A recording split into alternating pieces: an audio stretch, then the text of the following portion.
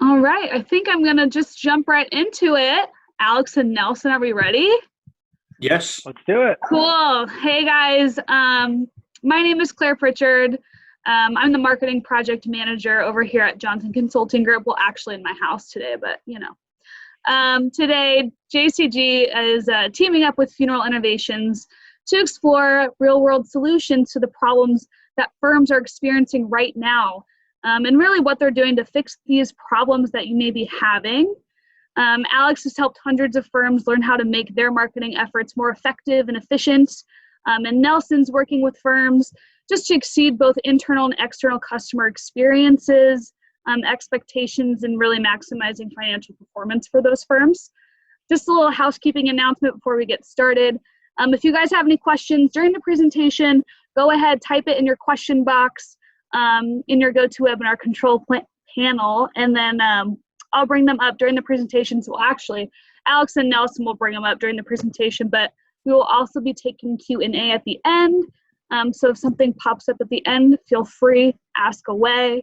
And without further ado, I'm going to turn it over to Alex and Nelson.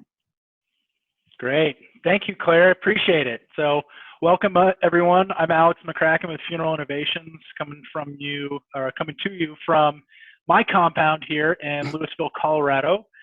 Nelson and I were talking over the last couple weeks, and we talk with hundreds of different funeral homes and cemeteries and all types of businesses in the funeral industry about some of their problems that they've been having with the pandemic and how they've been overcoming them. And I know for both of us, we just continue to get a lot of the exact same questions and people having the same concerns.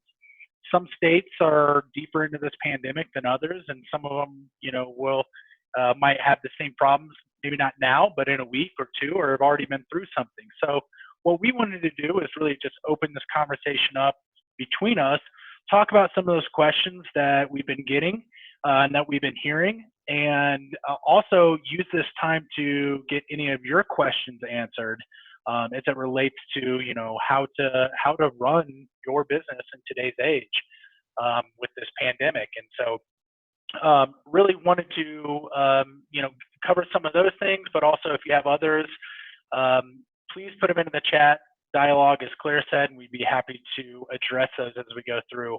I'll let Nelson go ahead and introduce himself too, if you aren't familiar with Nelson. Hello, everyone. Nelson Talene from Johnson Consulting.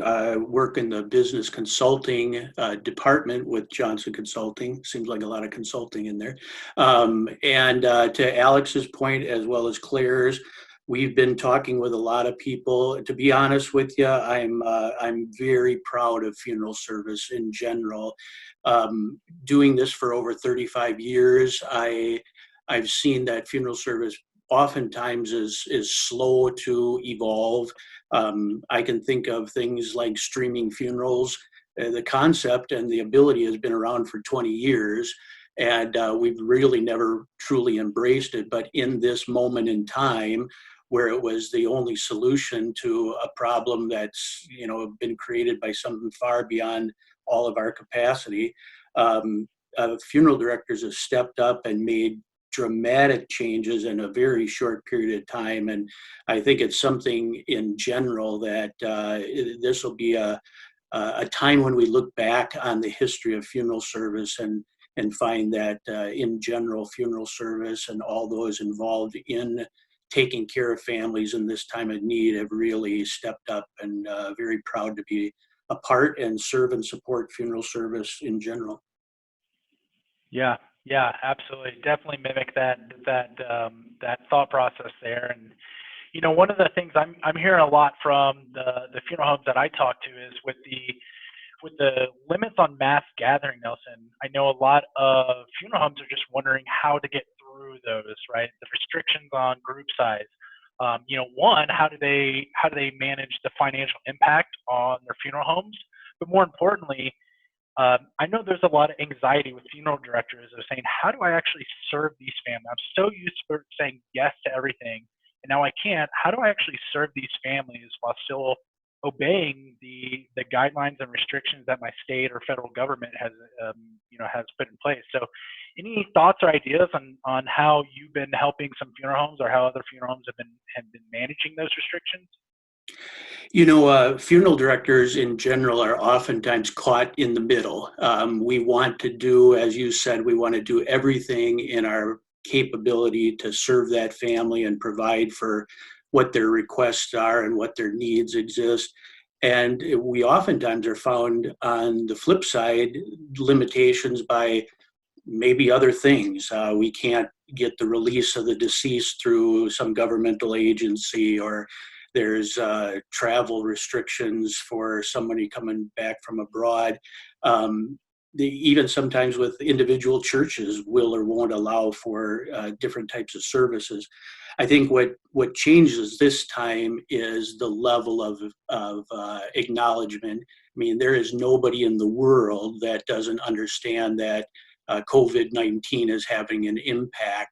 And what I've been finding from funeral directors is they're very accepting. Families are really just accepting everything and anything they're told. And that would also be a caution that I would suggest for funeral directors to get out there and make sure that the information is correct. I've already talked with funeral homes that said that their local hospice association had asked them just side questions about, so how are you going to cremate all these people? Or, we assume that that's all they can do is cremate. And I think that's a little bit of a throwback to the 80s and the fear that went around with HIV and AIDS, that there were funeral homes that said that's all we're going to provide for. And for those other agencies, the people that we work with, if they're not properly explained, trained, and given the right messaging, families could come away with the expectation that that's all we're going to have. So I think it's an old storyline to explain all the options that families have, and make sure that they do have abilities. Certainly there's restrictions, but I've been, like I said before, very impressed by funeral homes, their ability to adapt. Everything from doing streaming services to when the groupings were restricted to 10 people, and now you're talking about individual families even having a difficult time getting together. So I've seen where they're setting up separate viewing times so families can be there together. They record those gatherings and then combine those individual ones. So even though you may not have been present for your brother and his family's time there with mother or father, eventually the funeral director can piece all that together and give the family something to hang on to, hold on to, and use as a remembrance. So I think there's a lot of that. You talked about the financial impact. There's been a lot of concern about that, obviously. As soon as that word came down that there were restrictions, it basically told funeral services, we knew it, that it could no longer exist with visitations and funerals and gatherings of any nature. And but that changes the average sale generally from a traditional funeral or a traditional cremation service where the body's present and people are gathering together into immediate burial, graveside, or direct cremation. And across the country, you can just about anticipate a $4,000 reduction when you go from a traditional service to a limited service such as that. And, if you're doing 2, 3, 400, 1,000 funerals, and each one of them is $4,000 less, that's going to have a huge impact on your ability just to stay solvent. So I can talk about that later, but I want to share the time back and forth here a little bit. Speaking of sales, a lot of funeral homes have, besides the typical, the traditional funeral, the burial services and things like that, over the years, funeral homes have derived a lot of ancillary revenue through flower sales, through gatherings, catering, and things like that. Is there anything that you've been seeing where they, with their online services, a lot of those things were sold before online with flowers and things like that? Anything that you have as a sample of something that could replace that revenue? Well, with the drop in the traditional way of services, I think a lot of funeral homes are seeing that it's not just the services that is impacting their revenue. It's also, like you said, the flower sales or catering or any of these things that maybe they made a markup on or they're used to. And, we host a lot of websites for a lot of funeral homes and cemeteries. And the amount of flower sales since the COVID-19 pandemic has started has dropped almost 95%. And if you're a funeral home that's used that revenue and it's dried up that quickly, that can have some pretty profound impacts on your business. And, one of the things you can really deduct from that is that when it really comes down to it, flowers are not the way that people really want to support a family. If that was the way it was, everybody would be sending those flowers to a home where they could actually, see them, in the residency and have them there. So it's really interesting. It has really made us, and I think a lot of funeral homes that I've talked to, step back and be like, is this really the best way to support our families by providing a flower option, right? So what are some of the other ways that if we really can't hear, thank you, Mark, just saw that my audio is cracking. Let me try one thing, see if that's better. If we can no longer support families by sending flowers as a service and people are at home, what are some other ways we can do it? And I think it's really the responsibility of the funeral homes and the funeral directors to find those other ways to support them. So some of the ways I've heard about that are reminding people who are on subscribing to an obituary or showing interest in an obituary on a website, to remind them to reach out to the family with a phone call or a FaceTime video or some, ways to just arrange a person-to-person connection. So it's beyond just those flower sales of how to support families. It's also, being able to support people in person.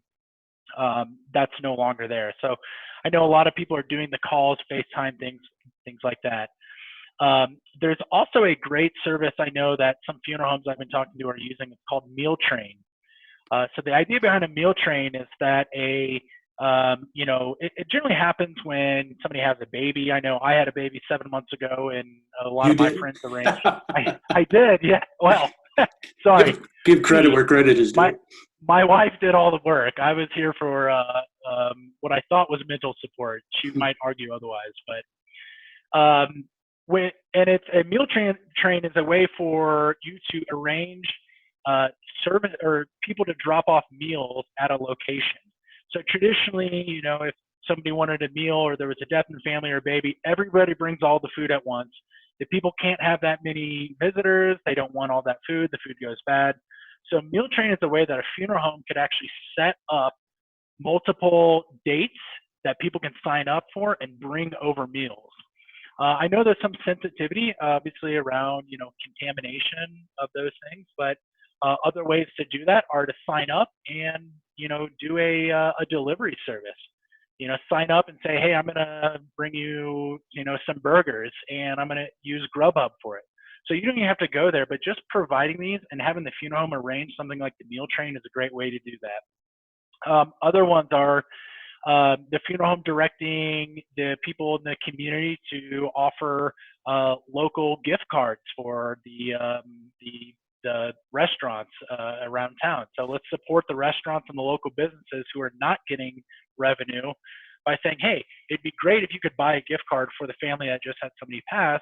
Not only does it help support your community, but also helps support this family. So there's a lot of new novel ways that I think that funeral homes must look at beyond just those flower sales to support the families that they're serving and the community. And I think that can have lasting impacts beyond just this pandemic, of how do we support families better than just saying, default buy some flowers for this service. So Definitely, there's a lot of ways that people are supplementing, maybe less so on the revenue side, but more on how do we help these families, and then figuring things out with that later.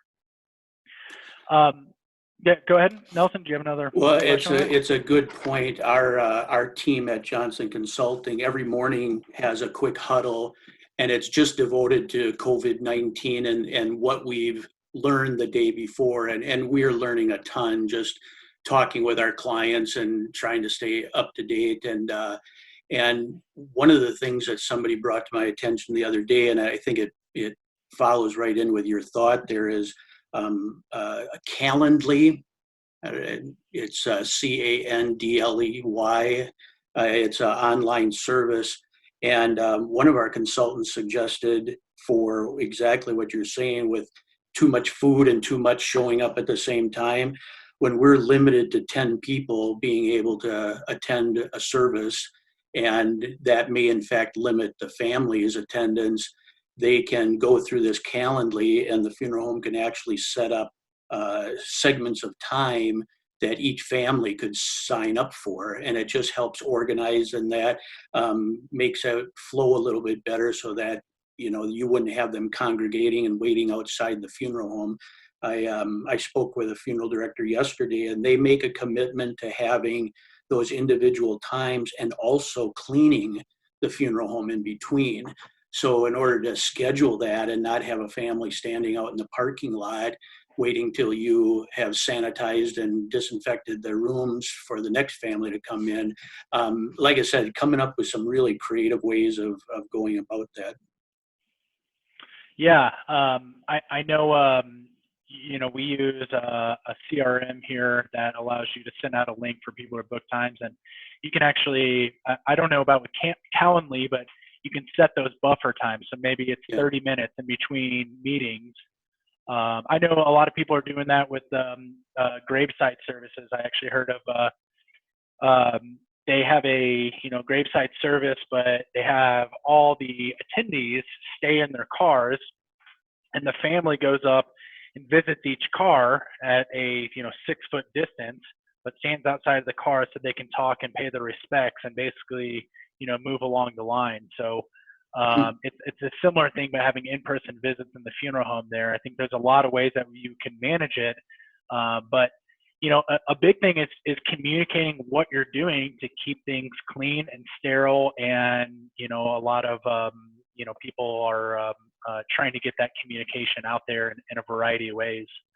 And what you were saying earlier, Nelson, one of the questions that kind of popped up to me that I've heard is, with people having with funeral homes trying to simplify services and have an uncertainty delay of whether they're going to have a memorial service now or in the future.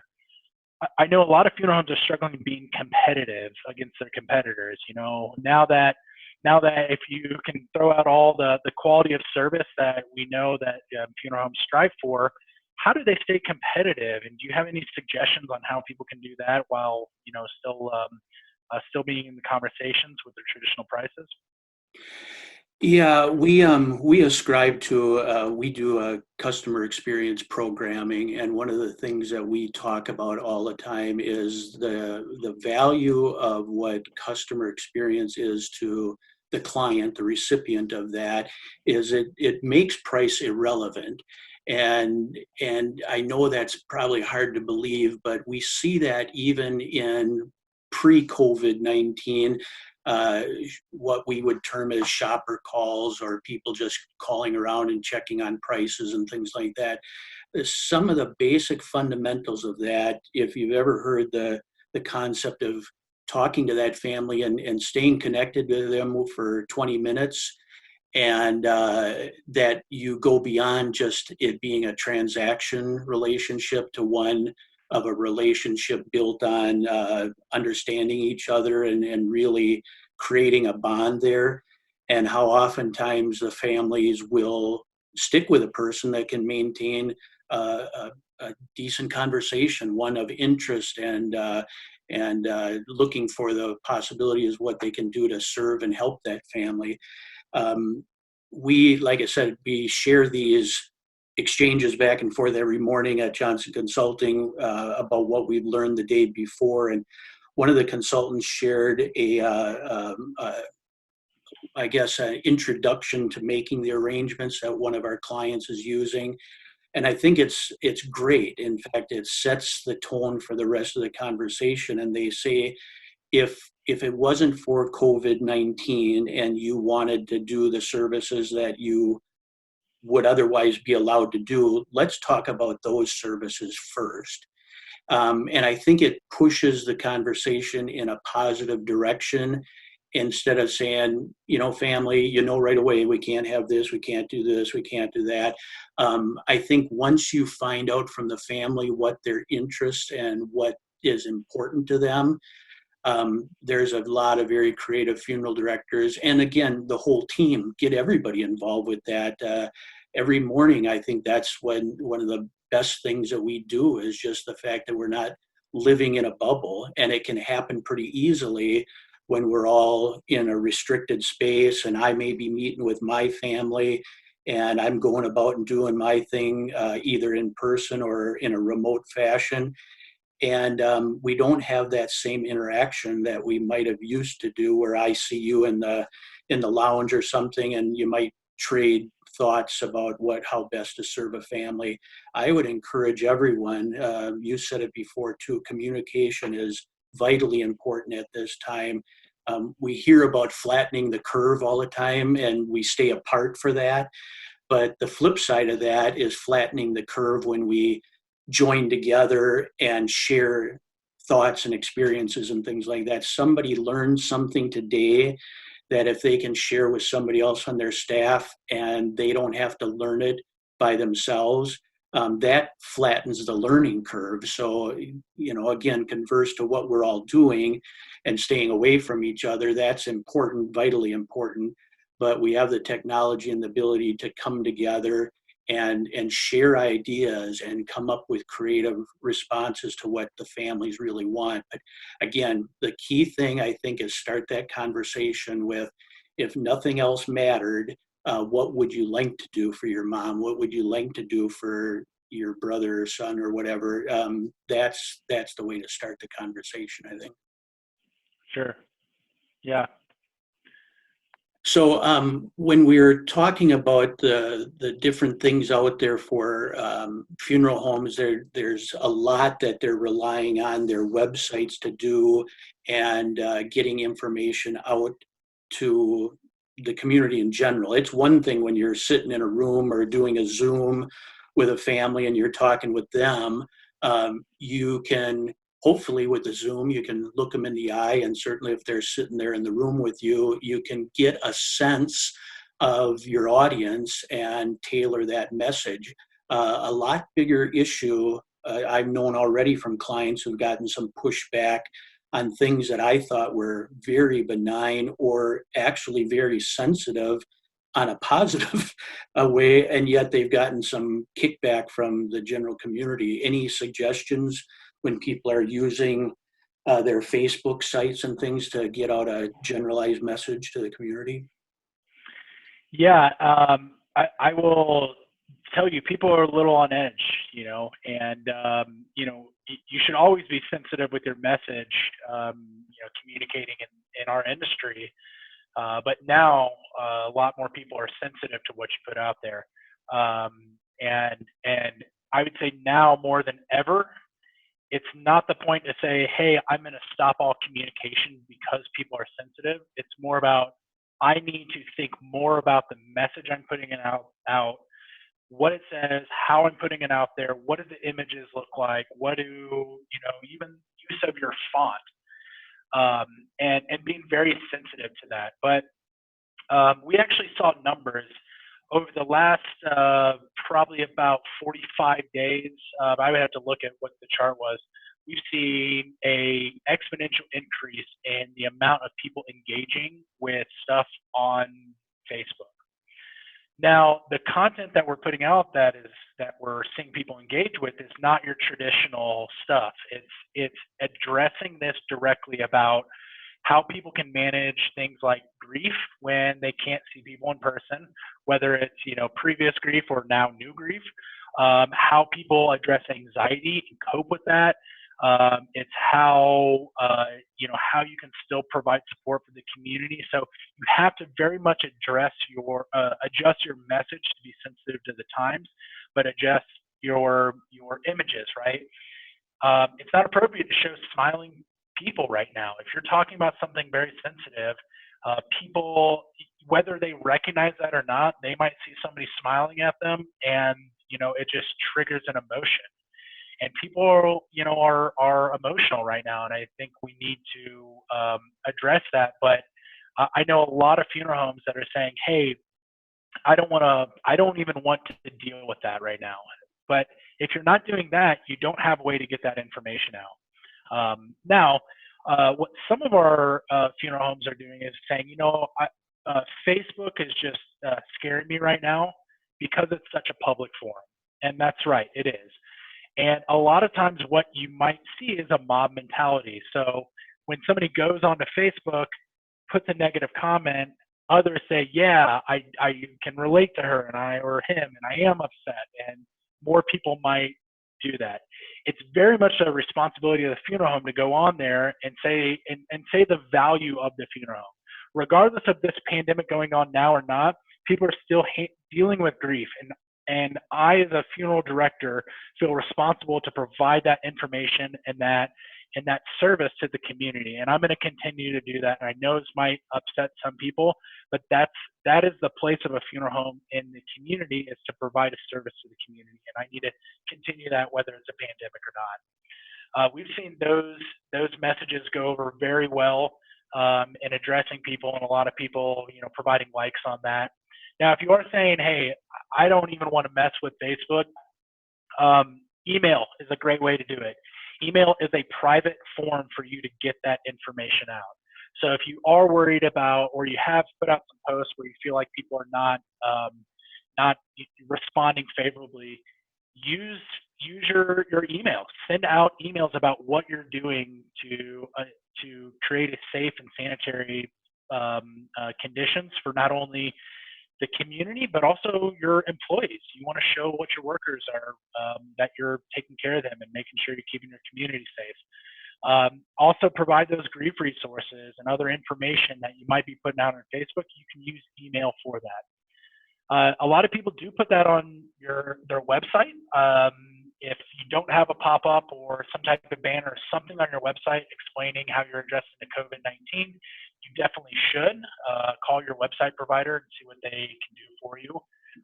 But the problem with the website is not a lot of people are actively going to a website all the time.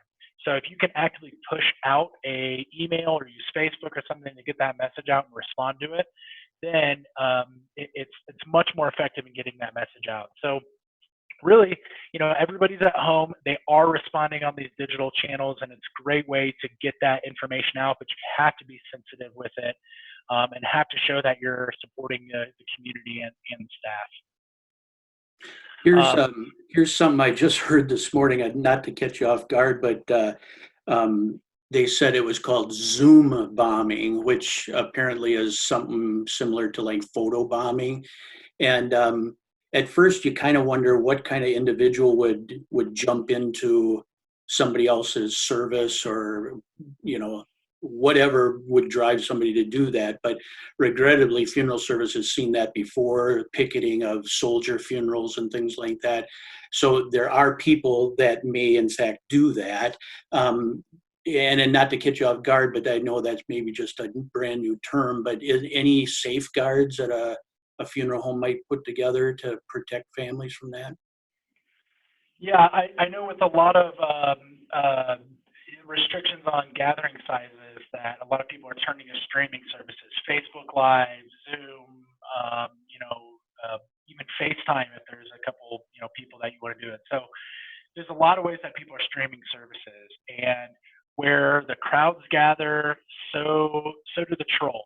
And the trolls are those people who are they're not necessarily hacking in to do this type of photo bomb or this Zoom bombing, but what it is they're they're taking advantage of the ignorance of using the Zoom application. So Zoom bombing is where somebody comes in and basically it looks like they're hijacking your stream, when really they're taking advantage of you not putting on the right permission. So a couple ways. Zoom specifically has quite a few ways that you can manage this.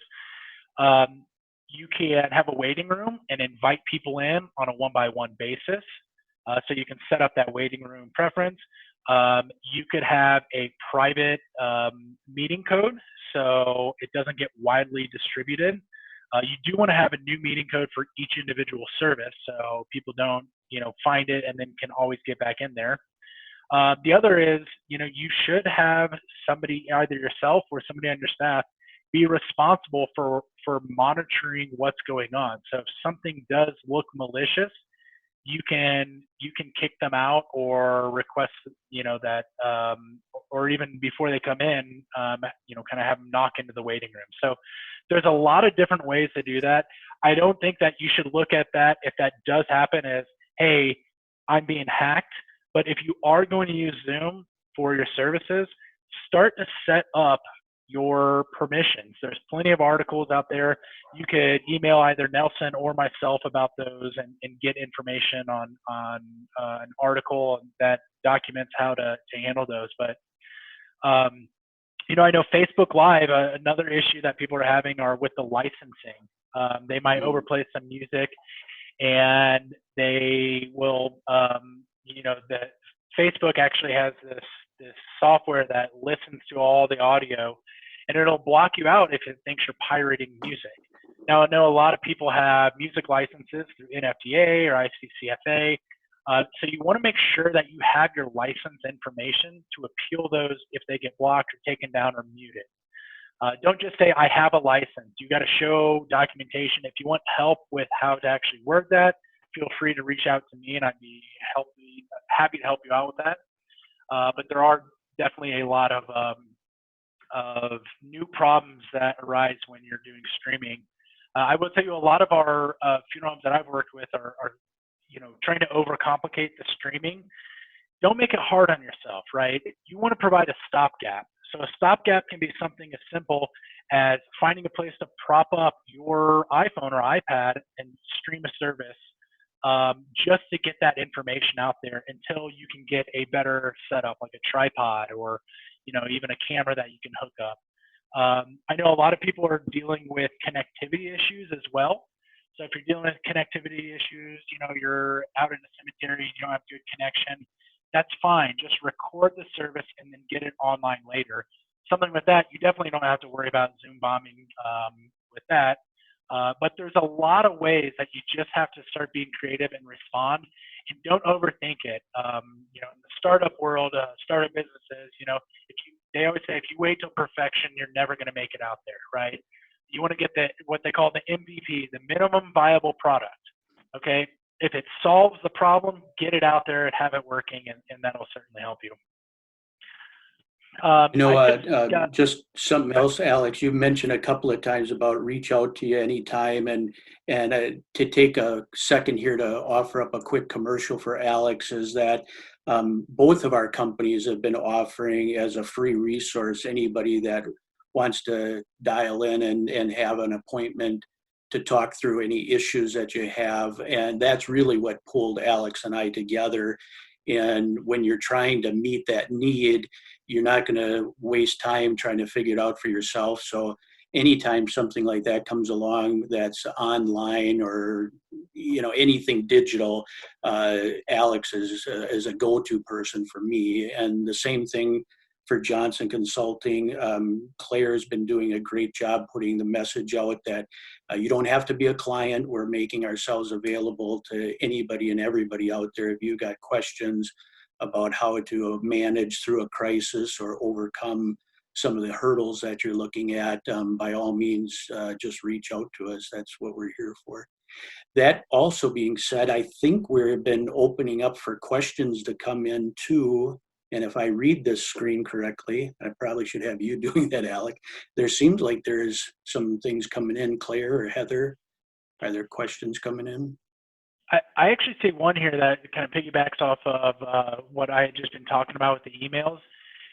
The question was, what system is available to send the content you want to hundreds of emails or thousands of emails instead of each individual or seeing 20 names at a time? So there are a lot of email clients out there. MailChimp is a big one, Constant Contact.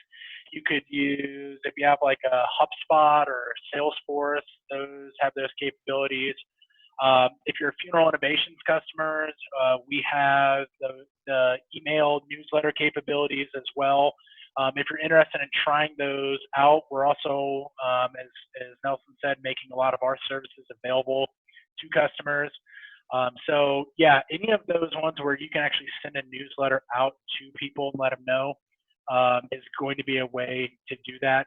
I definitely don't expect anybody to send hundreds of emails individually. So, those are the three systems I would recommend there. I see another question about posting facts about actual death rates in the U.S. And comparing it to other facts of death. Hoping to calm fear. And that's, I love the end of this. It says, it's our job to serve families, and I feel calming fears is one of those. I would certainly say yes, that is correct.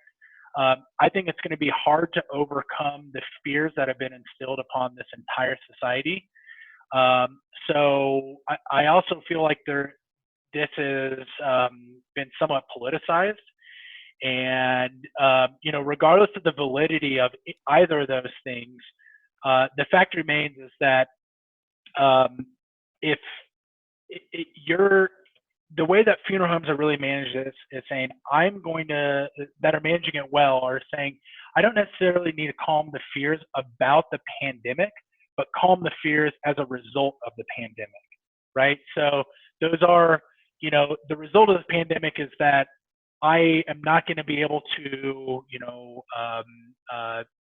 help support this family when somebody passes away, right? Or I'm not going to be able to get grief resources or something. So those are the things that you can address. It's going to be really hard to change the public discourse on it just by providing some information about it. Take more responsibility for the little things that you can control by providing, the information that people need to be calmed about you and your business in particular, less so about it from a federal, national, or even worldwide basis. So there's little things we can control. There's larger things we can't. I would stay further away from the larger things and more on the things that you can control with fear. Agreed. We're all in our own little rowboat, and we're not going to turn the Titanic. But in that boat that you're in with a family, you can be the difference in their world and how they move forward. Again, I reiterate something I had said previously about asking them, if it wasn't for COVID-19, what would you want to do?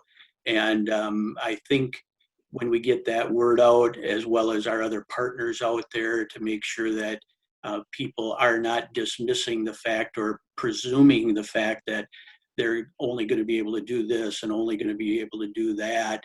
I've been talking to my family over the last weekend, and I'm the funeral director in the family, and they're asking questions that are just surprising to me, that the logic takes a leap to an area that just it doesn't have to be there. But people are trying to piece together the information that they get, good and bad, and they come up sometimes with the wrong understanding. So again, I think that was Luke that may have said that, but really good point. We're all responsible for calming people's fears, but only the people that are in front of us. That's about the best you can do, I think. Yeah. Just want to give a shout out to somebody had recommended Food Not Flowers as well. I think that was on the same conversation of the meal train. So different ways to help support your community members or the families you're serving and help the community members support them. Food Not Flowers is one. Meal Train, there's a handful of other ones out there. Here, I'll read this one for you because it'd be self-serving probably if you read it, Alex. So somebody's writing it. Funeral Innovations has taken the lead on our emails and COVID-19 updates that are simply priceless in a time like this. So great job there. Well, I can't take credit as much as my team can for that. They've definitely been responding to the COVID-19 crisis and around that sensitivity because I know a lot of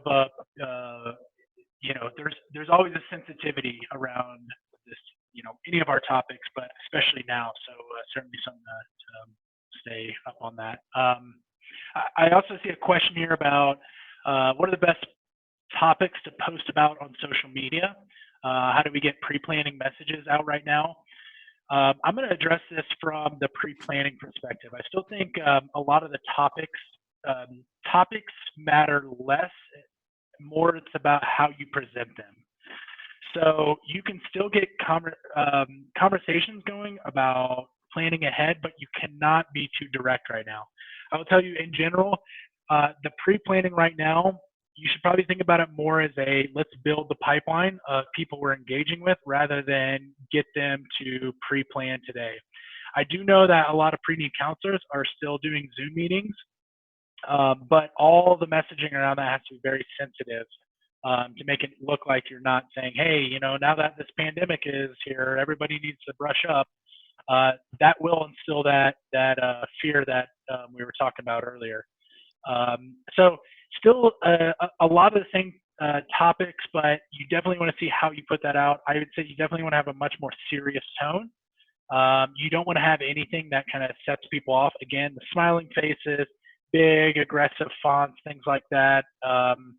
You want to make sure, as always, that your message is less so about yourself and more about the community member and what they should care about.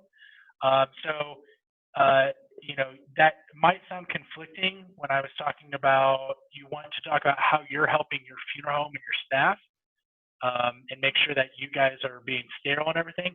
You don't want to position that as here's what we're doing. You want to say here's what we're doing to support the community in general, right? So it's a subtle difference in how you can message it to say it's not about us, it's about what we're doing to help affect you. So you definitely want to think about that with all your messaging that you put out there. So topics still, grief support. I would hold back on, maybe some of the April Fools. Nobody was ready for the April Fool's Day messages. I know, Nelson, you and I were both recalling when after September 11th, the first late night show that happened, they told a joke and what was that joke? You said it better. Yeah, so it was the first airing of Saturday Night Live. And you remember, I mean, everybody was shutting down. Nobody knew, can you have a baseball game after something like this? Can you do this? Can you do that? And Saturday Night Live, of course, they came on and they filled the stage with firemen and policemen, and the mayor was there, and the head of SNL was there. And they led up by saying, when is it okay to laugh again? And I think that's goes back a little bit to what Alex was saying before. It's sometimes how you say things that are more important. I mean, the fact that they went on to have a laughing and joking presentation or a show was staged by the fact that they had firemen that came right from ground zero and policemen that have been there providing safety for everybody, and to have their endorsement, so to speak, that it was okay to go and start having a real life again. And I think there's a message in there for funeral service, is that there's going to be a time, and maybe a funeral is a time, because everybody's focused on death. But my experience, and I'm sure it is with any funeral director out there, is that you hear laughter in funeral homes a lot more often than you do crying. And the reason you hear that is the sharing of memories and the sharing of good time spent with the deceased.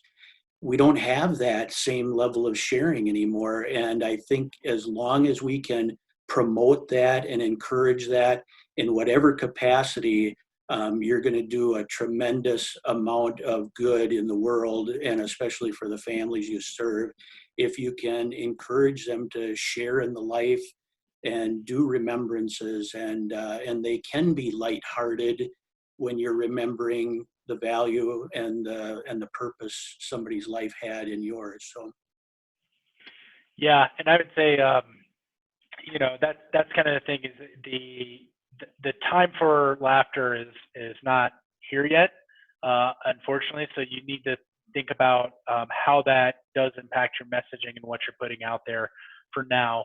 As Nelson said, there will be a time, but for what you do on social media, you definitely want to keep it more focused on, higher level, serious educational matters, things like that. And definitely curate your content. Make sure your content is curated for the time. So, Nelson, one of the questions that I've heard a lot was, a lot of people are wondering about staff, and should I lay off staff? Should I furlough staff? How do I manage this? I know y'all have probably got that question too, but it's something that pops up in my conversations. How are you advising funeral homes on taking steps there, or what they should do about that? well, it's a really good question, and both sides of the equation may be listening in out there. There's going to be owners that are thinking about that, and there's employees that are certainly wondering if they're on the receiving end of a decision like that. Everybody's got to make that decision by themselves, but the keys to making that decision is not to do it reactionary, but to base it on real uh, numbers, where you're going to be at. I caution everybody to make drastic moves like that because, one, we don't know the backside of this just yet. I think if you had asked the vast majority, in fact, I can tell you for sure that 6 months ago, up until 3 weeks ago, uh, employee and the lack of licensed help easily top three concerns that owners had out there, easily. And I would go back to what I mentioned before with the client of ours that said how they start off their arrangements. If it wasn't for COVID-19, would you be looking at hiring and firing differently? And I would keep a caution to that. I think people that are in a moment of clarity are going to see opportunities more than they're going to see obstacles. And I think one of those opportunities may exist when staff is jettisoned, especially licensed staff. If you're in a capacity to hire on somebody, and you could be in both directions. You could be the person that laid somebody off and they're scared, so they take an offer from another funeral home.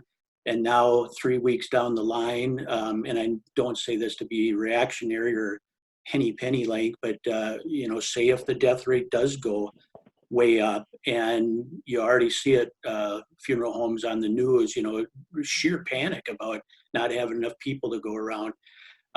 Again, I would caution to make those dramatic moves. Last week, we were fortunate enough to have John DeJulius share a special webinar with us just about leading in a time of crisis. And your people, like your families, are going to look to you for comfort and stability and a plan to ride out the storm.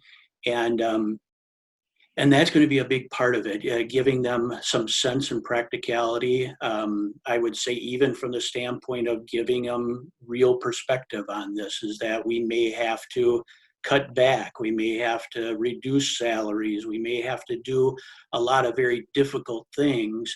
But I think to make reactionary decisions, especially with capacity to serve being an unknown quantity in the future, is something that you want to take a slow time in making those decisions. Also, too, I would point out one of the great things, and we've been funneling information, probably the biggest conversation piece we've been having with clients are all the SBA loans. And everybody knows about it, I think, by now, but there's some huge loans to help people get through these early times. So the big thing there is signing up for them.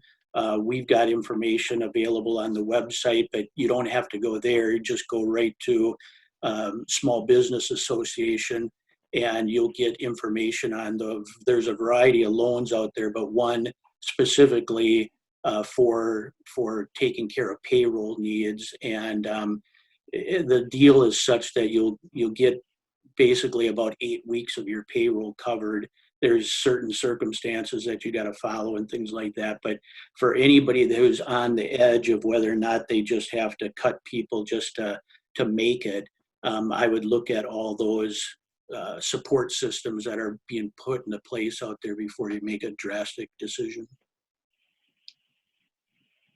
Yeah, and when you were talking about the backside of this, and one of the questions that I saw popped up about this was how should funeral homes be thinking about how they can serve their families after the pandemic is over? So, Nelson, do you have suggestions on what they could be doing now to kind of prep for when we do hit that backside and things start easing up?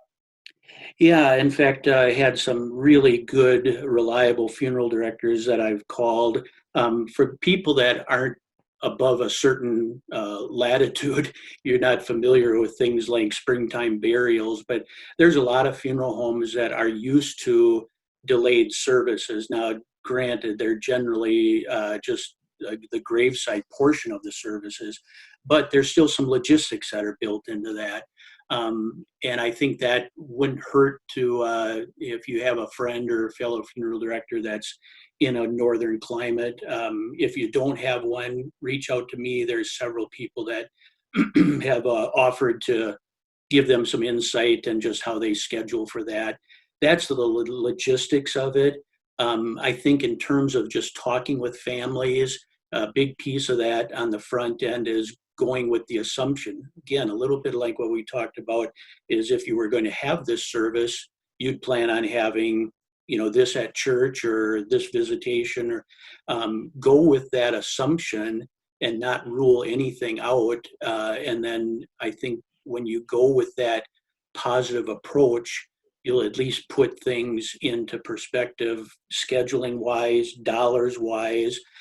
You may very well have a conversion problem on the back end. There's inevitably going to be some families that if their services are delayed 2 or 3 months, they're going to be at a point where they'll say, we've moved on. I don't think we need to revisit it in the form of a mass gathering or something. There also are going to be, regrettably, down in Phoenix a week or so ago, a police officer was killed in the line of duty. And question was, what is the city going to do?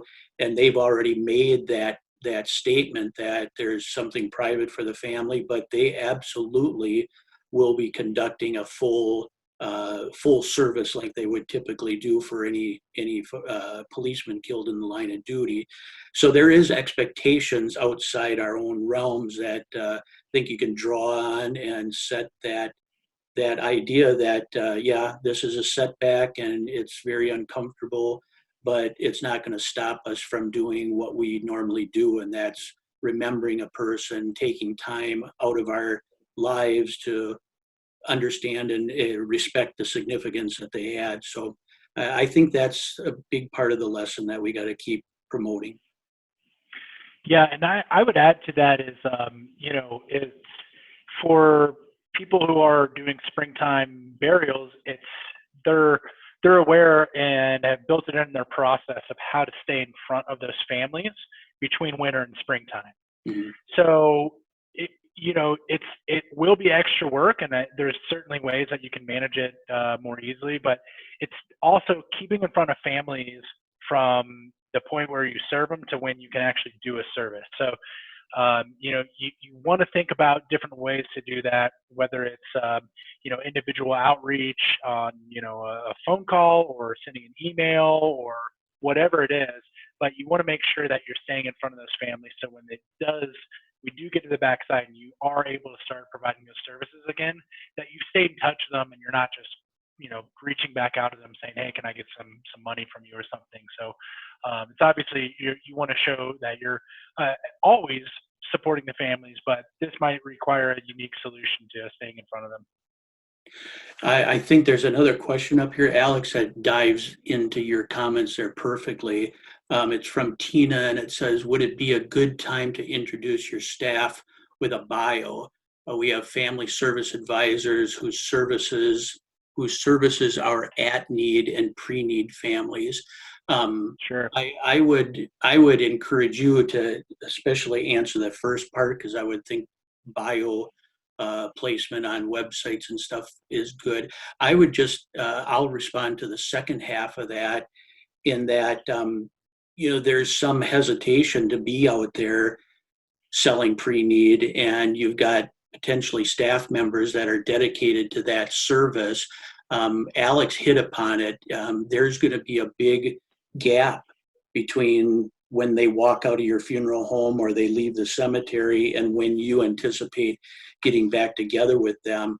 I think it would be a great opportunity for pre-need family counselors to take up that responsibility of keeping those relationships going over that time.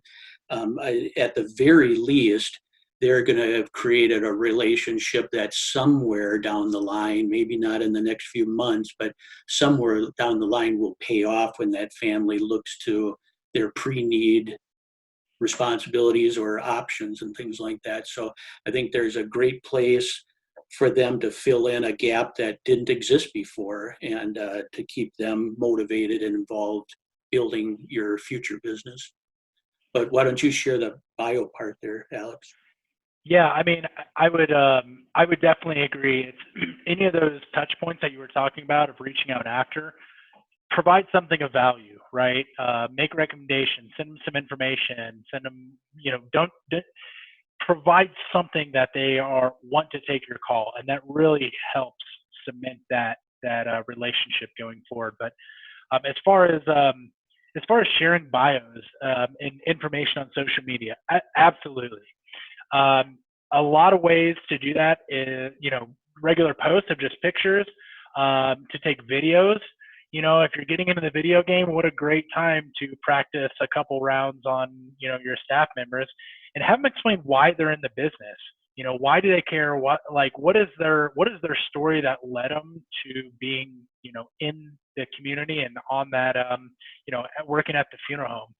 So it's a great time to do that stuff, show why you care, use different ways, whether it be a post or a video or something. I will tell you, it's really a disservice to the industry that nationally, that the funeral industry is not being recognized as being on the front lines as much as some of the other people, right? And everybody has their place, and I'm not trying to discredit any profession. What I'm trying to do is say that people really want to give credit to all of the people on the front lines, and I definitely think it's vitally important to show that you and your funeral home are the ones who are on the front lines. And I think creating those bios and introducing people and humanizing those people on the front line at your funeral home is a great way to do that. It's a great way to show that you are human, that they should care. And another great way to put out content, staying in front of people without, having people get upset because you're, saying, hey, we're here to support the community on the front line. So I definitely think it's a great thing to put out those bios. Absolutely. So, hey, I know we have just hit an hour, so I know we promised everyone an hour, and I don't want to keep people too long. I think we got to most of the questions, but if you do have others, feel free to email either of us. And if we get enough questions and continue to get questions, I'm sure we can set up another one of these if there's interest. You can email me at alex@funeralinnovations.com, or just go to funeralinnovations.com and fill out the contact form with your question. I can get it that way too. Nelson, do you want to leave your contact info as well? Sure, thank you, Alex. My email is ntulin, THULIN, @johnsonconsulting.com. And similarly, you can go to Johnson Consulting directly. And I don't know if we still have Claire out there, but I know you could, I don't know if you're prepared to flash up that one thing, but we do have a process by which you can just sign up for 1-hour sessions with any one of the business consultants to go through your own particular issues and concerns. So that's available for anybody out there. Claire, take it away. Yeah, thank you guys. Thank you, Alex. And thanks, Nelson. We appreciate you guys being here, and thank you everybody for tuning in today. Be on the lookout in your emails. We will be sending out this webinar, so just keep that in mind. You'll have that, and for anyone who did register, we'll be sending this out as well. But thank you for all of your time, and that's all we got. Be safe. Be safe, everyone. Thank you. Bye, guys. Bye.